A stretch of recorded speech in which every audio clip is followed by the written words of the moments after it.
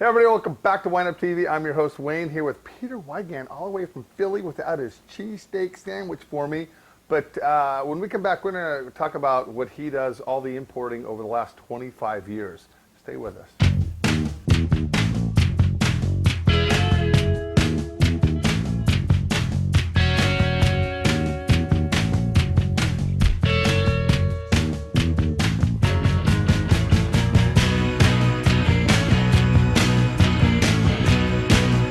Hello everybody, welcome back. Peter, thank you for showing up. Oh, thank you for having me. This has been nice. Yesterday we had an amazing tasting of his portfolio at the Bent Brick, which is at 17th and Marshall, right in Northwest Portland. Great restaurant, guys. And it was very well received. Some fantastic wines. How often do you make it to Portland? Is this your first or second time? It's my third time. There you go. And it not often enough. Yeah, groovy city though, isn't it? It really is a nice. You know, it's a lot of fun. Now, you know, being from Philly and being an importer for 25 years now, you travel quite a bit. Yes. You'd have to. A little, yeah. How many wines roughly are in your portfolio? Well, we represent about 120 producers. Wow. So they're over 500. That's a lot. Yeah. That's a lot. All right, so so you've been an importer. A couple years ago, this is the tricky thing. You actually opened up your own little wine shop on the East Coast, back in Philly or DC? DC. Okay, great little market back there. And you know, we're out here on the West Coast. We're Portland, Oregon. We're this little teeny market stuck between Seattle and San Francisco. But these wines are available. And pricing's always an issue. And we talked about this earlier about you know, having your own importer and how do you price your wines well enough to where you don't undercut everybody else. And I liked your response. So he gets on Wine Searcher like most of you guys do and make sure that the prices are all on right there on the money. Yeah, I mean, we work with distributors in about 30 states. Okay. And they work with, you know, the whole East Coast, the whole West Coast, the major states in the center. And I like to think that with all of the best retailers around the country, and those are our friends. They have to be. Yeah. They have to be. Absolutely. Now, you started what, with France? Yeah.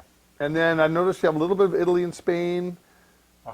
Austria, yeah. I tried some Austrian wines yesterday. It was phenomenal. Yeah, Austria's probably, after France is probably 75% portfolio. Okay. After that, just in terms of number of producers, it would be Austria. Okay, great. Then Italy. Yeah, nice. I'm really impressed with your selections, and it must be kind of fun over the last, you know, 15, 20, 25 years, building relationships with these growers, getting to know them as not only friends, but getting to know their family, walking through their vineyards. Yeah.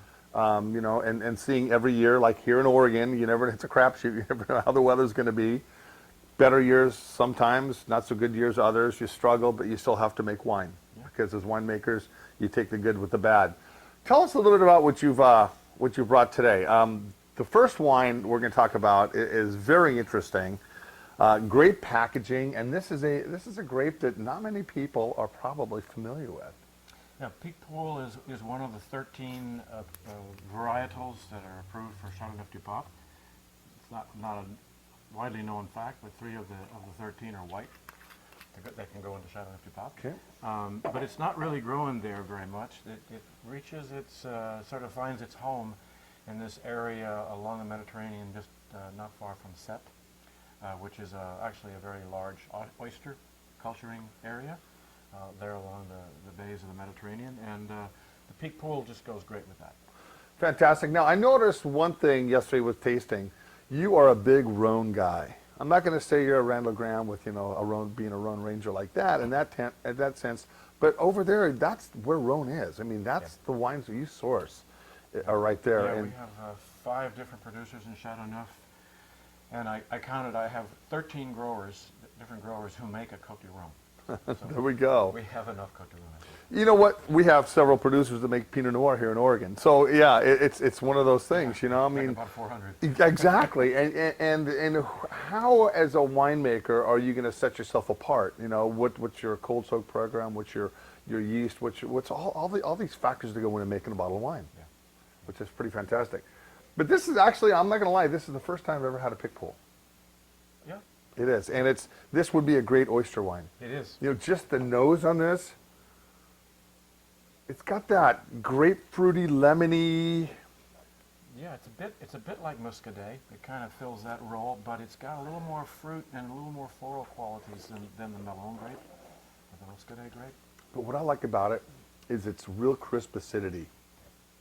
It hits the side, guys. It hits the side of your mouth, the side of your tongue, just wonderfully, and it's got a really nice, long, pleasant finish. And I think, there's so much wine out there. Good wines, you swallow them and you can still taste them. Yep, that's one of the things that's most important for me when I am tasting, when I'm selecting. Sure. Is the finish. And are you as picky? I mean, you have all these relationships. Are there wines that you tell these producers, I don't want to bring this in? Or do you have to kind of bring them all in just because you want to keep building that relationship with them all? That's a good question. It depends a lot on the grower, the appellation, and the length of the relationship. The second year into the relationship, you don't kind of say, I don't want this and this and this. We're getting divorced right now. That's it. I'm done with you. Yeah. But no, after a while, you kind of reach that point where there's a give and take, and I get more of the cuvées that I really, really, really like, and also, with time too, the growers get to kind of know what it is that I like and that I'm looking for. Sure. No, not like you're a Parker or anybody who make the wines just specifically for your palate. Sorry. No.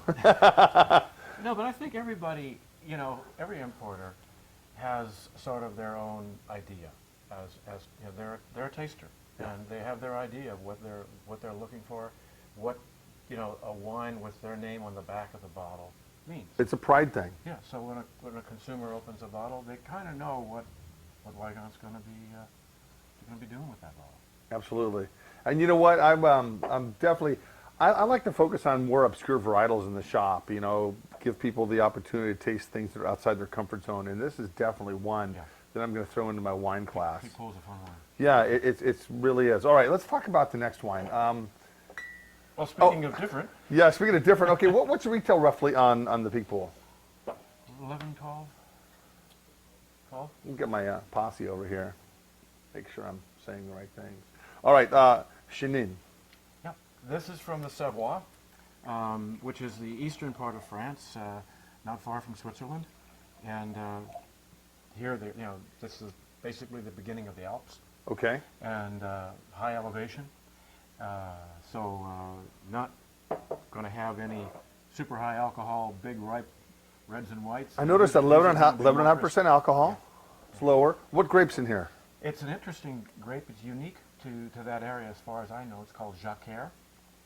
Jacquère, Picpoul. Come on, guys. Nothing's comfortable around here. Or should it be? But two brothers, the Bertollier, Denis and Daniel Bertollier, and the good thing, Jacquère is often maybe a little bit too much acidity. So good. What we found here is these guys have old vines, very old vines, and so with the lower yields and the older vines, you get better ripeness, and so yes, it has plenty of acidity, but it also has good richness. You know what I think is really cool about these obscure varietals is people like you working with growers and families that aren't letting them die off, that aren't replanting to the traditional grape varietals, and to keeping things how they were traditionally.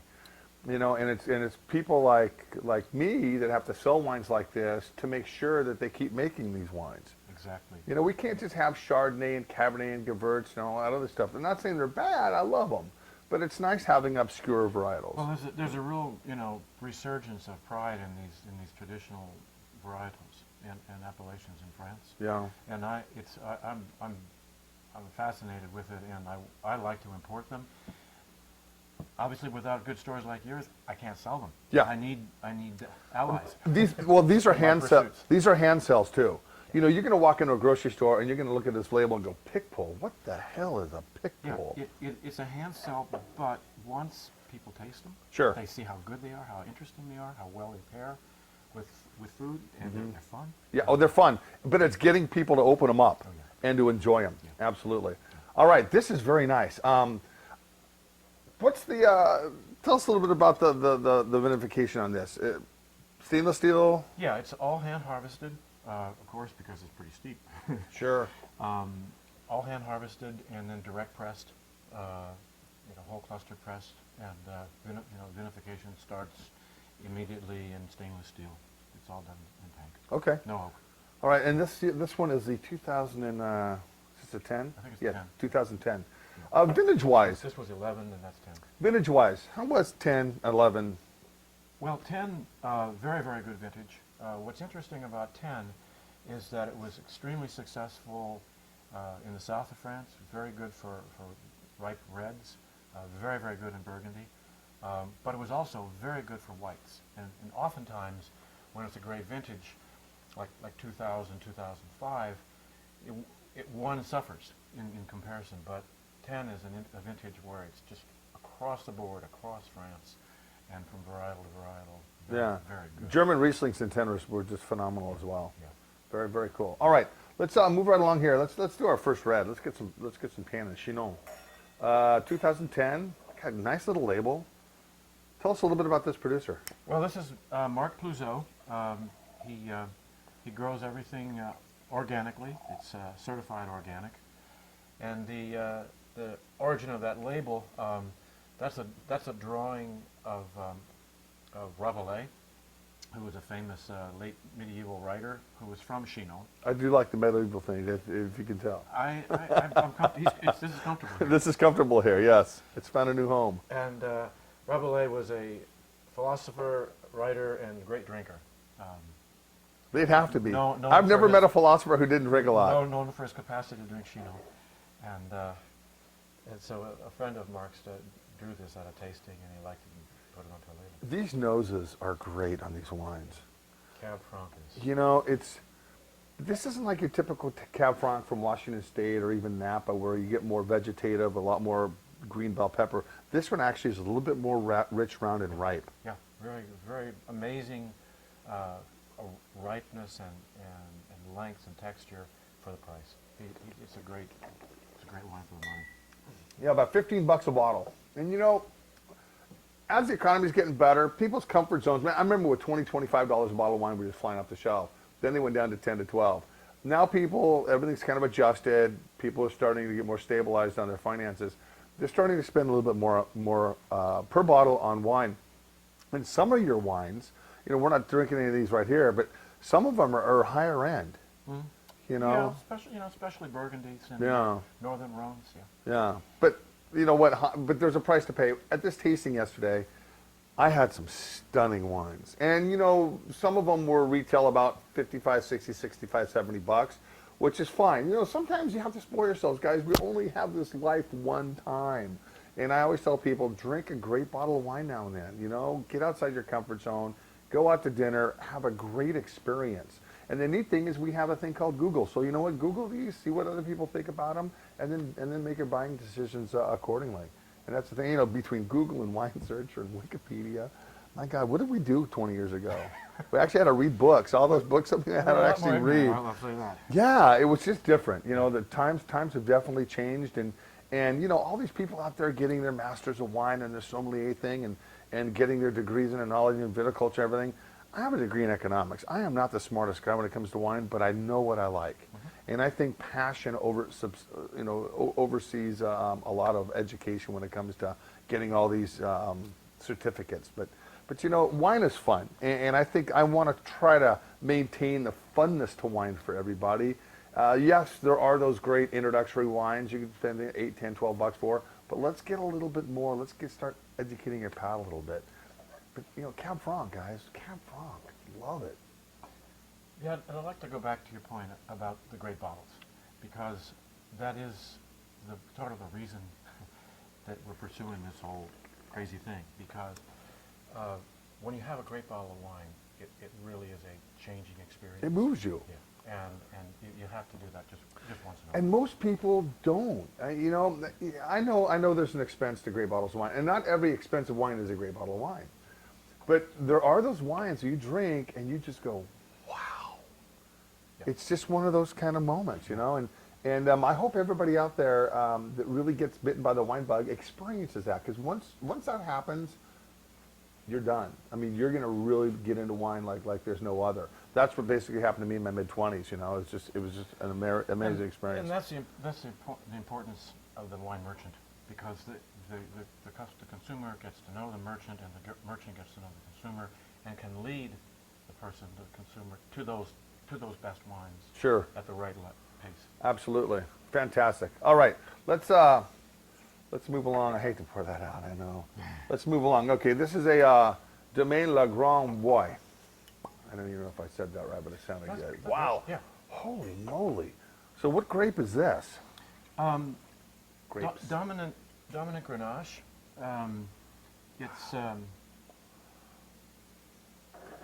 Look at the color on the Cuvée that. Maximilien Caron. It's about 70% Grenache and 30% Mourvèdre. You know, great extraction, great color.